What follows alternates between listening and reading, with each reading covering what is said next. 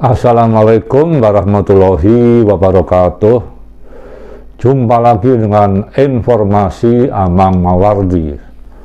Kali ini saya akan menghadirkan cerita pewarta episode ke-15 yang menceritakan tentang pengalaman saya mengikuti Muhibah Seni Teater Bengkel Muda Surabaya ke 3 negara ASEAN, yaitu ke Malaysia, Thailand, dan Singapura pada tahun 2002 sekitar bulan Oktober, di mana saya bertindak sebagai pelaksana produksi.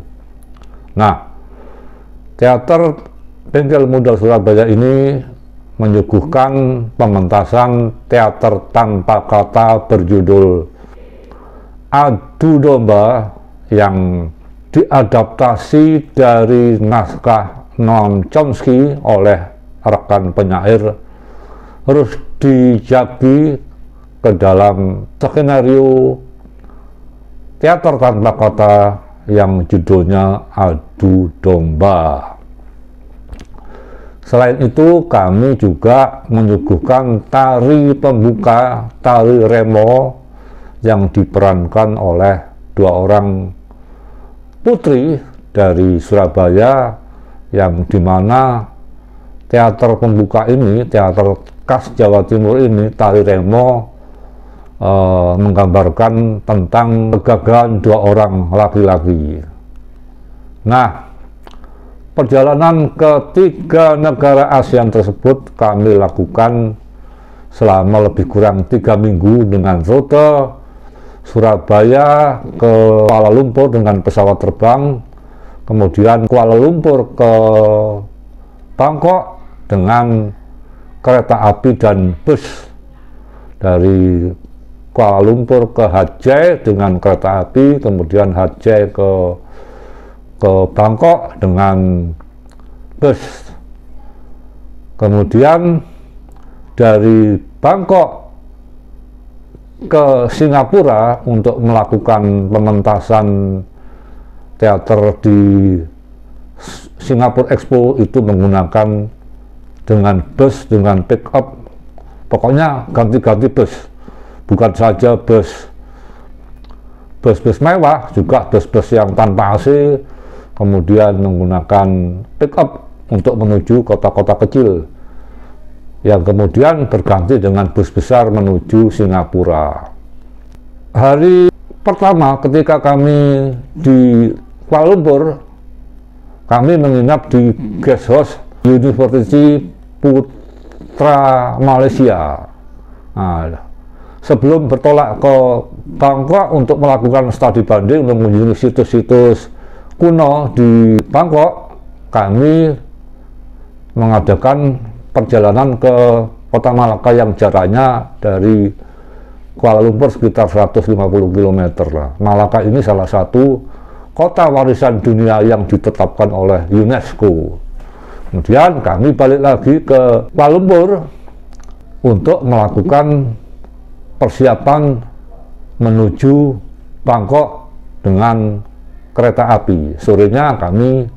Besok sorenya kami berangkat menuju Bangkok dengan kereta api, kemudian sampai di kota perbatasan Malaysia Thailand, kami singgah sebentar di Hajai sebelum bertolak ke Bangkok, karena untuk ke Bangkok bisnya akan malam hari. Kami sempat mengunjungi salah satu kota di tepi pantai di Thailand Selatan, yaitu di kota Songkhla, dengan menyewa beberapa kendaraan minibus. Baru kemudian malam harinya perjalanan dengan bus besar diteruskan ke Bangkok. Pada perjalanan ke Bangkok tersebut, dari Aceh ke Bangkok, ini perjalanan yang cukup melelahkan karena busnya itu kelihatannya bus mewah, tapi tempat duduknya itu agak melorot gitu. Kalau kami duduk bokong saya bisa melorot gitu. entah kalau ya teman-teman yang lain apa ya, bangkunya seperti yang saya duduki. Setelah pagi harinya sampai di Bangkok, kami menginap di salah satu hotel bintang 2 di pusat kota Bangkok. Nah, perjalanan Kuala Lumpur ke Bangkok ini memakan waktu 2 hari 2 malam. Jadi dengan kereta api dari Kuala Lumpur ke Hajai itu semalam ya, kemudian besoknya dilanjutkan ke Bangkok dari Hajai itu juga semalam. Paginya kami menginap di salah satu hotel bintang 2 di kota Bangkok. Nah, setelah mandi, rombongan yang berjumlah 32 orang ini ada yang diam di kamar, kemudian ada yang mencoba santai di lobi, ada yang berdiri di dekat mbak-mbak resepsionis. Nah, saat itu saya melihat 2 orang mbak resepsionis ini sedang membaca koran. Satunya koran itu berbahasa Inggris, satunya lagi berhuruf Thai. Kemudian salah satu dari mbak resepsionis bertanya kepada saya, "Bapak dari Indonesia ya?" "Ya Pak, betul." "Ini ada Pak, bom di Denpasar, di Bali." Kemudian mbak tadi menyodorkan 2 koran tersebut. Koran yang satu berbahasa Inggris, yang satu berhuruf Thai, yang hurufnya melungker-melungker itu. Saya terkejut dengan nada heran juga, bingung, bingung campur terkejut. Ya bingungnya itu mungkin karena masih capek ya, terkejutnya itu ya kok ada foto-foto mengerikan ini, beritanya headline dengan foto-foto yang mengerikan. Yang menarik itu perjalanan dari Malaysia ke Thailand, naik kereta, disambung lagi bus, perjalanan yang rumit, mulai lewat Patani, Hajai dan lain sebagainya itu.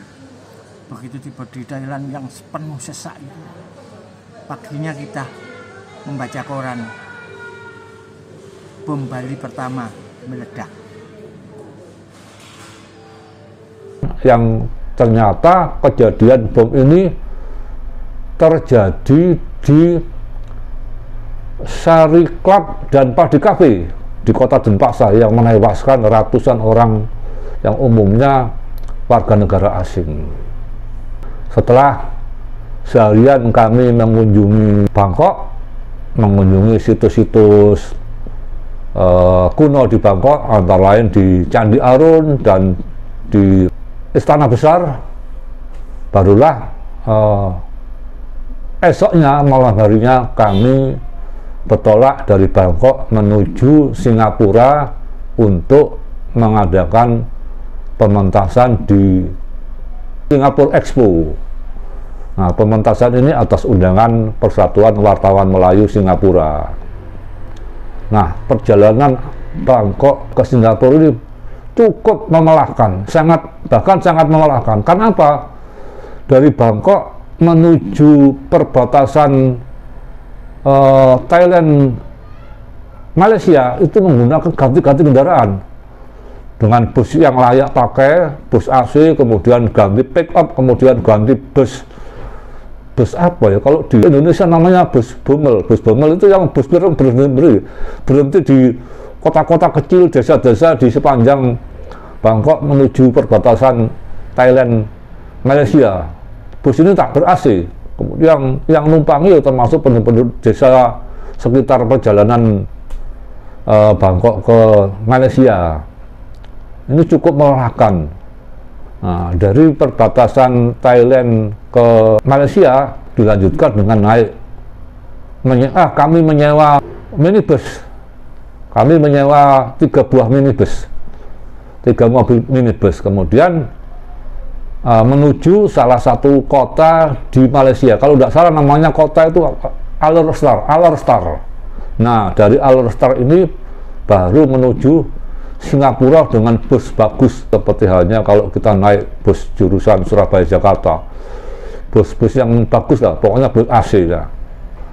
Ketika kami melakukan perjalanan Bangkok ke Singapura, beberapa titik pemeriksaan checkpoint itu tidak begitu mengkhawatirkan, tidak begitu ketat. Baru kemudian ketika sampai ke checkpoint di Singapura, setelah checkpoint Johor Bahru kan kemudian checkpoint ke Singapura, di Singapura penumpang bus kan disuruh turun untuk pemeriksaan paspor dan lain-lain ya. Nah, ada peristiwa yang cukup melelahkan bagi kami. Nah, di checkpoint ini kan dibagi dengan beberapa lajur, kalau tidak salah ada 6 lajur ya. Kami rombongan dari Teater Bengkel Muda Surabaya yang jumlahnya 32 orang ini terbagi 2 lajur.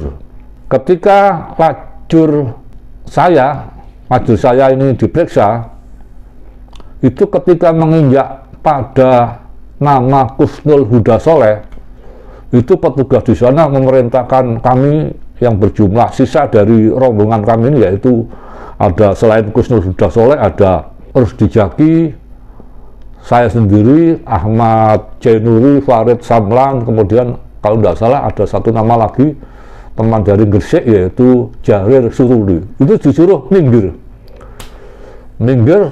tidak melalui lajur yang biasa digunakan umum ini. Kami diperiksa, kenapa? Ada apa ini kok? Semuanya dari Indonesia ini, rombongan ini. Maksudnya kok tidak acak gitu, kok dari Indonesia ini? Apalagi baru saja 2 hari yang lalu terjadi bom Bali 1.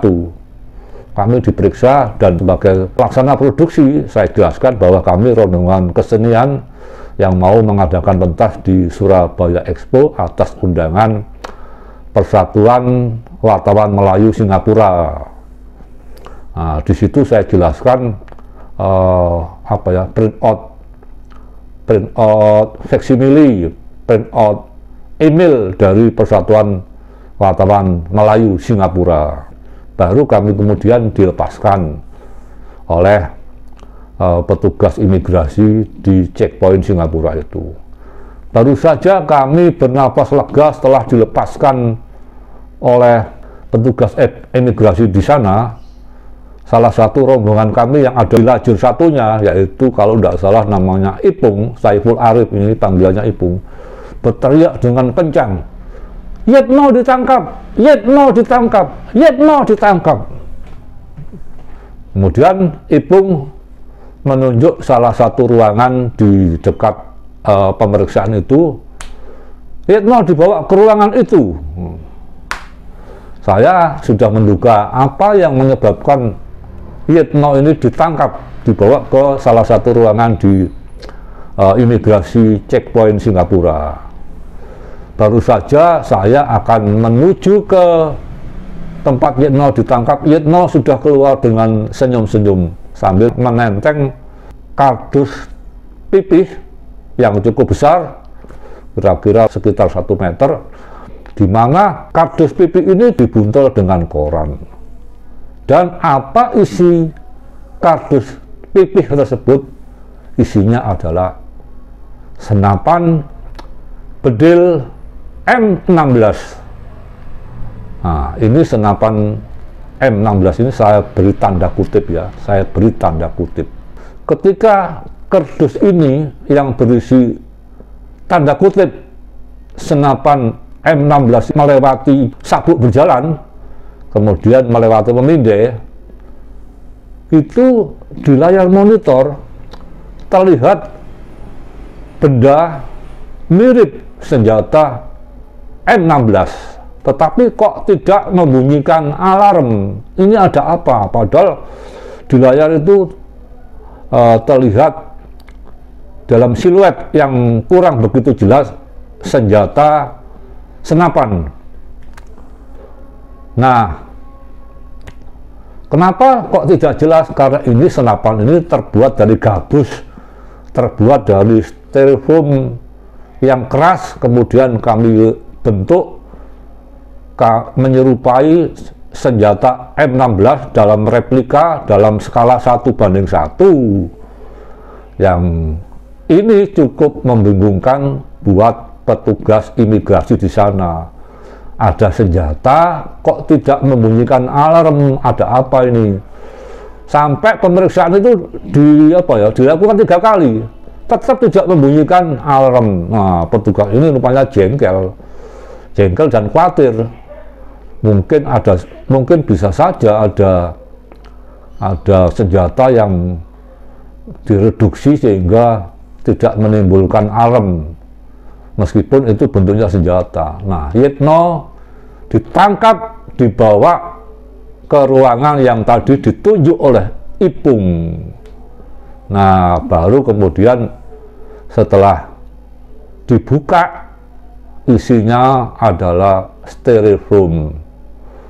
Tadinya senapan ini ketika latihan teater kata adu domba ini dicat warna gelap sehingga menyerupai persis senjata M16, tapi oleh pembuat senjata ini, penata artistik Pak Amir ya, ini dicat saja, dicat putih aja, kita kembalikan ke warna aslinya, karena nanti kalau di bandara akan menimbulkan masalah. Ternyata betul, ketika terjadi pemeriksaan di checkpoint Singapura ini benar-benar menimbulkan masalah, apalagi situasi saat itu tidak menguntungkan.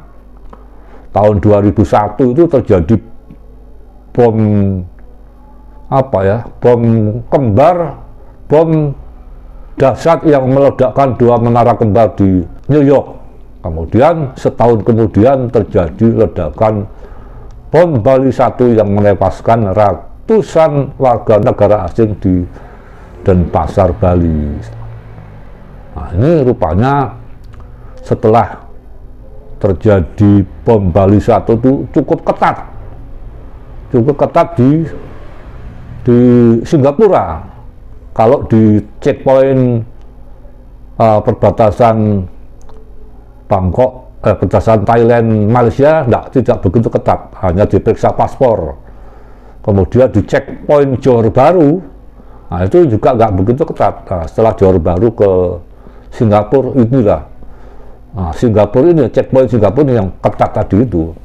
Kenapa ketika perjalanan Surabaya ke Kuala Lumpur, ketika pemeriksaan imigrasi di Kuala Lumpur tidak terjadi peristiwa semacam di checkpoint Singapura?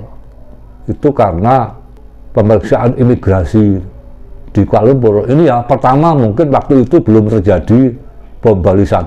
Yang kedua, saya lupa, mungkin saja waktu itu senjata ini, M16 replika ini dibagasikan sehingga tidak melalui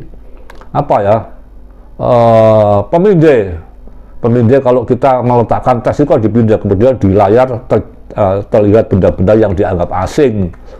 Nah, itu mungkin gitu, saya lupa persisnya. Tetapi ketika di checkpoint Singapura itu kan melewati jalan darat, nah, sehingga tidak dibagasikan. Setiap barang yang dibawa oleh penumpang itu harus melalui pemeriksaan di checkpoint, melalui sabuk berjalan yang kemudian ada layar monitor itu. Nah, demikianlah teman-teman kisah tentang Pak Yitno ditangkap di checkpoint Singapura karena membawa senapan, membawa bedil M16. Ya tentu saja itu bedil tiruan, bedil yang digunakan untuk aksesori, untuk perlengkapan pentas yang menggambarkan negara adidaya yang mencoba menindas negara-negara yang tidak berdaya, negara-negara yang bukan superpower di sejumlah negara di dunia. Wassalamualaikum warahmatullahi wabarakatuh.